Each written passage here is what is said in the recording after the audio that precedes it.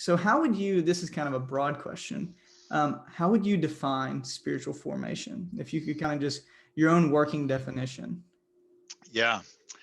So I would say um, spiritual formation is the process of gradually returning to reality,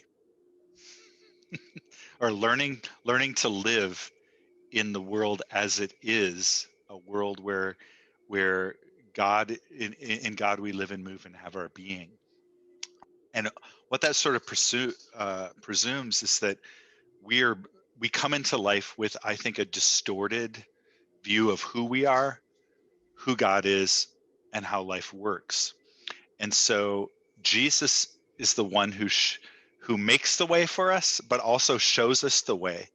Like, my life would be way better off if I saw life as Jesus sees it, and that would allow me to respond to life as Jesus responded to it. So I like to say Jesus had full contact with reality. Yeah. I tend to have a distorted perception of reality.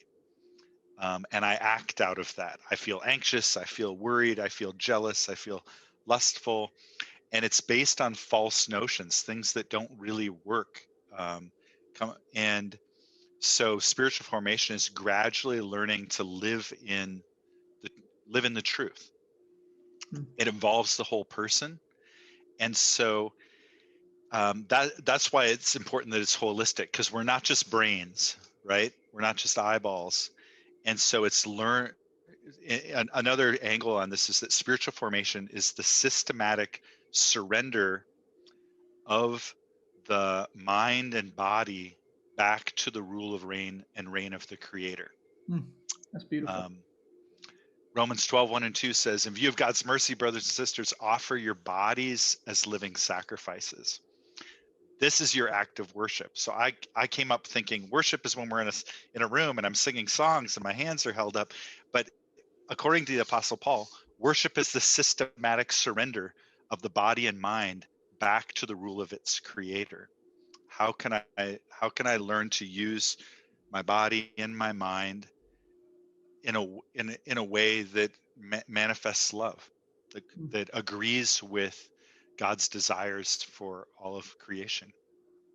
Yeah, and I think that right there is what's so important about like having, the practical things, like, how we treat and how we love people, but also what you've mentioned about like, silence and solitude, and what that does is these spiritual practices or these disciplines are an opportunity to bring us back to the reality of who we are, and how do we Mhm. return to, what has God really called us as human beings to.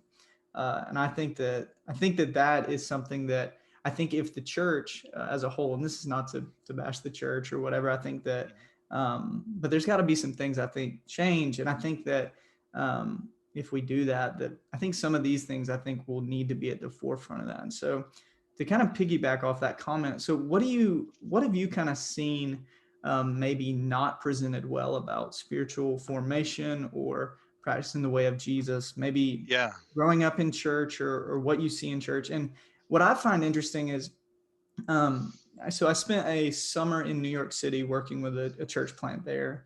And then at the beginning of March, I was in Chicago. And something that the pastors that I talked to at both those places, they're in places that are very different than Georgia, is the way that church is here is not going to work in these Mhm. cities.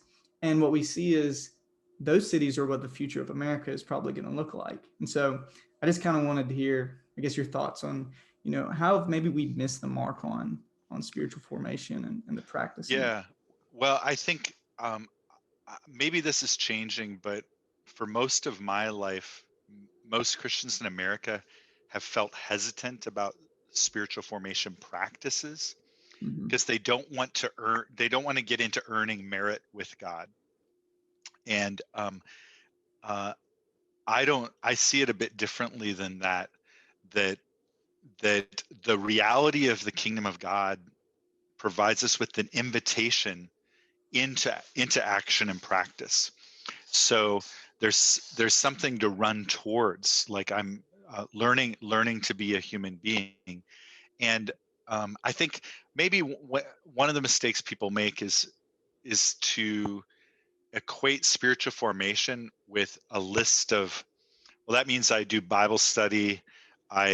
Maybe even practice silence and solitude. I try some of the classical spiritual disciplines, Ignatian exercises. I go to retreats.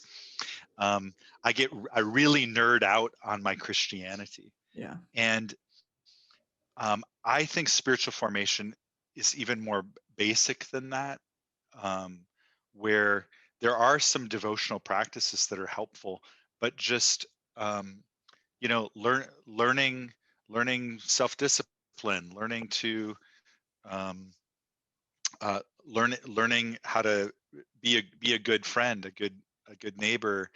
Um, it's how I live in the whole of my life, and in a way everything is spiritual, Yeah. because so I think I gradually had to learn.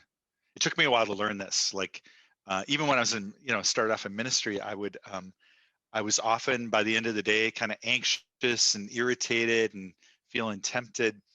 Well, I would have a cup of coffee for breakfast and a donut, and then skip lunch because I was working so hard. And I worked with kids, and I would eat 30 pieces of bubble gum for lunch, spit them out in the garbage, hope it would get me to the programs I was running, and then I'd eat cookies and juice. And I wondered why I was so irritable and impatient with my young wife. I hadn't learned to live under God's reign in my body yet, and that part of my spirituality was maybe having a good high protein breakfast so I wouldn't be cranky later on. Yeah. Um, Getting enough sleep, not rushing, the everyday things of life. Yeah.